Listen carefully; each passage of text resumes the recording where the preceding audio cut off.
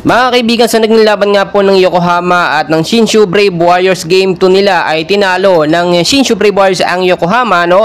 At nakita naman natin maganda rin naman yung performance ng ating pambato na si Kai Sotto kahit nagkaroon lamang siya ng limitadong oras. So nung first quarter, magandang stats ng ating pambato, meron agad siyang 6 points at 3 rebounds, pero under 4 minutes inilabas po ang ating pambato na si Kai Sotto. Napansin din natin kapag ay nilalabas si Kai ay nakakahabol ang kalaban. Tapos nga po yung first quarter, lamang dito ang Shinshu Brave Warriors ng isang punto, si score na 18-17. Then nung second quarter, mga kaibigan, no, under 5 minutes pa, no, sakay pinasok si Kai. Pinagpapalit-palit na lang yan si Josh Cat at si Kai Sotto, pero kung makikita nyo based sa performance, okay si Kai Sotto, mga kaibigan, dumepensa. Meron na si Kai Sotto 10 points at 3 rebounds. Dito nga po, makakapagtaka rin dahil 12 seconds na lamang yung natitira doon sa second quarter, inilabas pa si Kai, pinasok pa si Josh Cat, wala naman pong nangyari. So nakita natin parang may pinapaboran si Coach Taketo dito, no?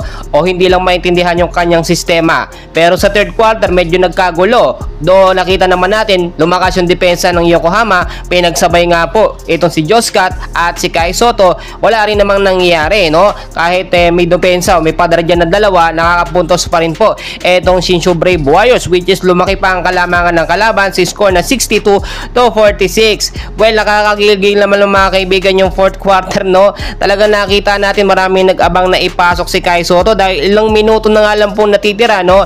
Ilang puntos pa ang kalamangan dito ng kupunan ng Shinshu Brave Warriors, 62-52 pa. 5 minutes na lamang yung natitira, no? Pero wala pa rin Kai Sotto sa loob. Nakita natin kapag hindi binibigyan ng minuto si Kai o kapag nakakapunto sa si Kai at umaabot na sa 10 points pataas, hindi na siya binibigyan ng minuto ni Coach Aki Taketo. So nararapat lamang na itong si Kai Sotto ay lumipat na ng ibang team na kung saan mas ma-appreciate siya or mas mag-i-improve siya. Dito po kasi kapag walang Yuki Kawamura, medyo magulo yung sistema ni Coach Taketo.